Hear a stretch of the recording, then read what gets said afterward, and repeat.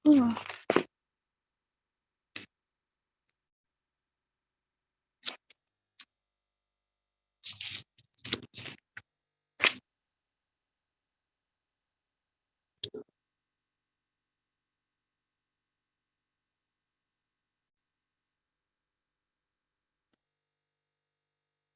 Selamat pagi dan salam sejahtera untuk kita semuanya.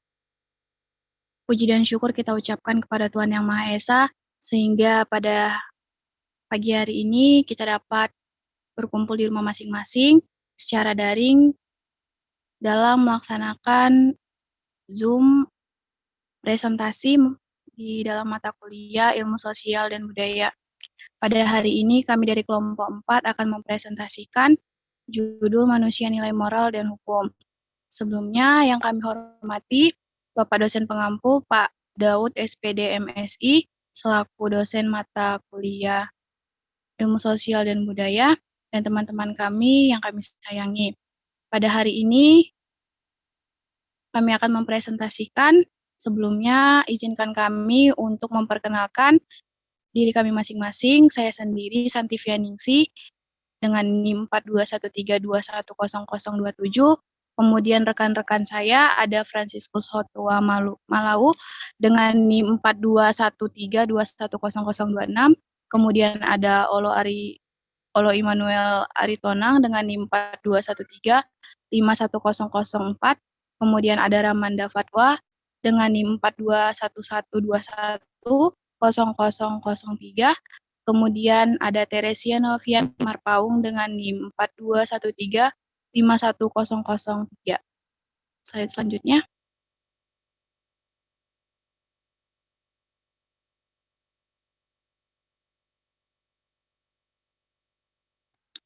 Adapun hakikat nilai moral dalam kehidupan manusia dapat kita lihat di dalam kehidupan kita masing-masing. Menurut Bartens, ada 3 jenis makna etika, yaitu ketika etika bisa dipakai dalam arti nilai-nilai dan norma-norma yang menjadi pegangan bagi seseorang atau suatu kelompok dalam mengatur tingkah lakunya. Yang kedua, etika berarti juga kumpulan asas atau nilai moral, atau biasa disebut sebagai kode etik. Yang ketiga, etika mempunyai arti ilmu tentang yang baik dan yang buruk, atau biasa disebut dengan filsafat moral. Selanjutnya, adapun nilai dan moral di antara pandangan objektif dan subjektif manusia akan disampaikan oleh Saudara Olo Immanuel Aritonang kepada Olo. Saya persilakan. Yang kedua, nilai dan moral di antara pandangan objektif dan subjektif manusia. Manusia sebagai makhluk yang bernilai akan memaknai nilai dalam dua konteks. Pertama, akan memandang nilai sebagai sesuatu yang objektif, dan yang kedua, sesuatu yang subjektif. Dua kategori nilai itu subjektif atau objektif. Satu, apakah objek itu memiliki nilai karena kita mendambakannya? Kita mendambakannya karena objek itu memiliki nilai. Yang kedua, apakah hasrat, kenikmatan, perhatian yang memberikan nilai pada objek, atau kita mengalami preferensi karena kenyataan bahwa objek tersebut memiliki nilai mendahului dan asing bagi reaksi psikologis badan organisasi kita. Slide selanjutnya. Yang ketiga, nilai di antara kualitas primer dan kualitas sekunder. Kualitas primer, kualitas dasar. Kualitas ini merupakan bagian dari eksistensi objek. Objek tidak ada tanpa adanya kualitas primer ini. Kualitas sekunder, kualitas yang dapat ditangkap oleh panca indera seperti warna, rasa, bau, dan lain-lain. Kualitas ini terpengaruh oleh tingkat subjektivitas.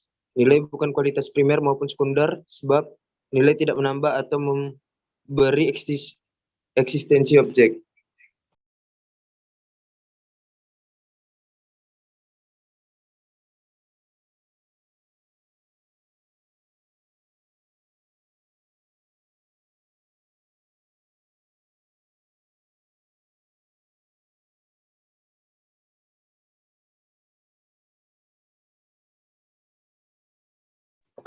Baiklah, selanjutnya metode menemukan dan hierarki nilai dalam pendidikan. Nilai memiliki polaritas dan hierarki, karena nilai menampilkan diri dalam aspek positif dan aspek negatif, yang sesuai dengan polaritas seperti baik dan buruknya, keindahan dan kejelekan. Nilai tersusun secara hierarkis, yaitu hierarki urutan pentingnya. Set selanjutnya. Kemudian pengertian nilai.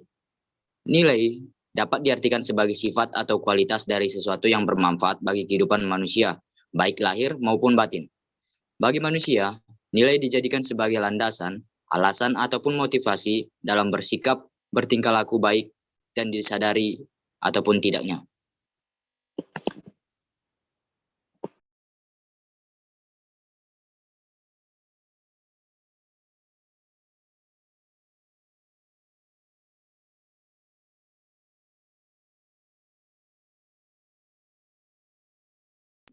Selanjutnya yaitu adalah problematika pembinaan nilai moral.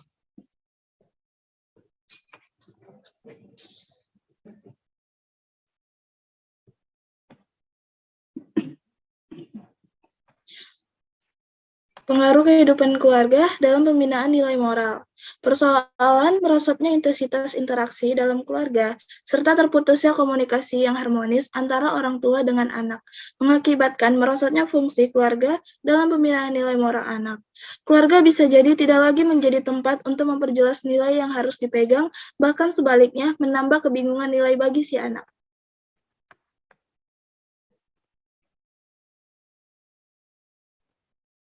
Yang kedua, pengaruh teman sebaya terhadap pembinaan nilai moral. Setiap orang yang menjadi teman anak akan menampilkan kebiasaan yang dimilikinya.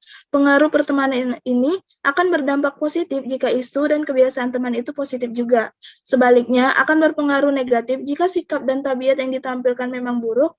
Jadi, diperlukan pula pendampingan orang tua dalam tindakan anak-anaknya, terutama bagi para orang tua yang memiliki anak yang masih di bawah umur.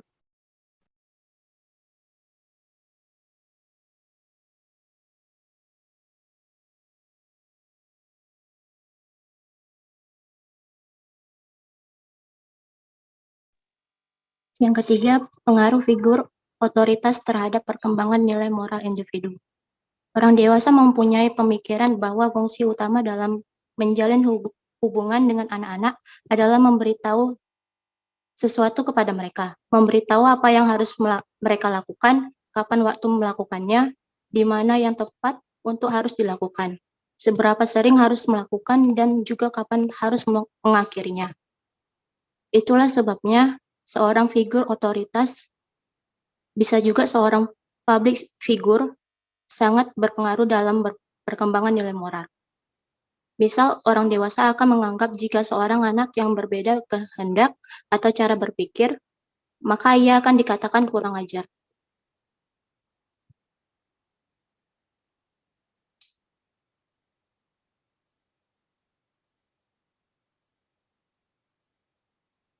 Slide keempat, pengaruh media komunikasi terhadap perkembangan nilai moral.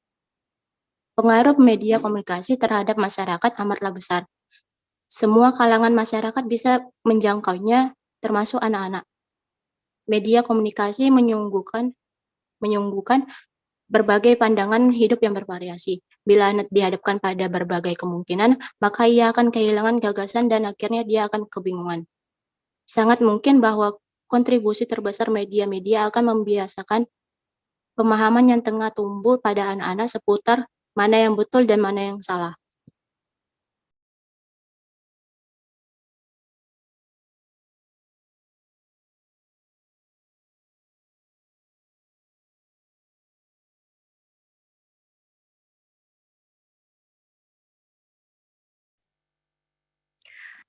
Adapun pengaruh otak atau berpikir terhadap perkembangan nilai moral. Pendidikan tentang nilai moral yang menggunakan pendekatan berpikir dan lebih berorientasi upaya pada untuk mengklarifikasi nilai moral sangat diperlukan bila melihat eratnya hubungan antara berpikir dengan nilai itu sendiri. Meskipun diakui bahwa ada pendekatan lain dalam pendidikan nilai yang memiliki orientasi yang berbeda. Slide selanjutnya.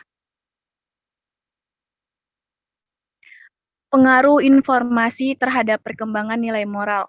Informasi sangat berpengaruh terhadap sistem keyakinan yang dimiliki oleh individu, baik informasi itu diterima secara keseluruhan, sebagian, ataupun ditolak. Selanjutnya, ada faktor-faktor kuatnya yang dapat mempengaruhi informasi tersebut, yaitu proses input, siapa yang menyampaikan, keadaan, tingkat dan sifat konflik, level penerimaan individu, level kesiapan individu untuk menerima. Slide selanjutnya. Adapun definisi manusia dan hukum akan dipaparkan oleh Saudara Olo Immanuel Aritonang. Kepada Olo dipersilakan. Baiklah, manusia dan hukum. Slide selanjutnya. Di mana ada masyarakat, di sana ada hukum. Ubi societas ibi ius. Hukum dalam masyarakat merupakan tuntutan. Mengingat semua masyarakat pasti bermasyarakat, maka manusia masyarakat dan hukum merupakan pengertian yang tidak bisa dipisahkan. Selanjutnya. D. Hubungan hukum dan moral. Hukum tidak akan berarti tanpa dijiwai moralitas. Hukum akan kosong tanpa moralitas. Oleh karena itu, kualitas hukum harus selalu diukur dengan norma moral, dan perundang-undangan yang immoral harus diganti. Meskipun hubungan hukum dan moral begitu erat, namun hukum dan moral tetap berbeda. Sebab dalam kenyataannya mungkin ada hukum yang bertentangan dengan moral atau ada undang-undang yang immoral, yang berarti terdapat ketidakcocokan antara hukum dengan moral.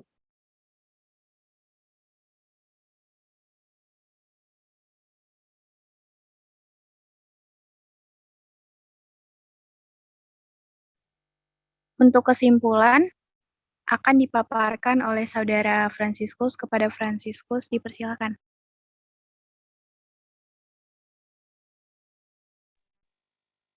Baiklah, mungkin jaringan Franciscus sedang tidak baik. Saya akan melanjutkan kesimpulan.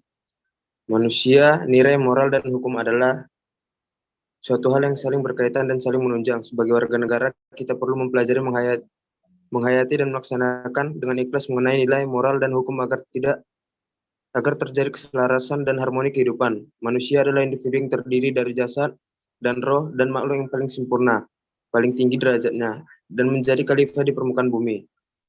Nilai adalah sesuatu yang berharga, bermutu, menunjukkan kualitas dan berguna bagi manusia.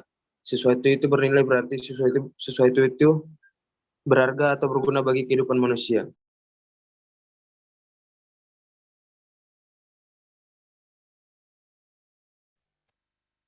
Demikianlah hasil presentasi dari kami kelompok 4 mengenai judul manusia, hukum, dan moral.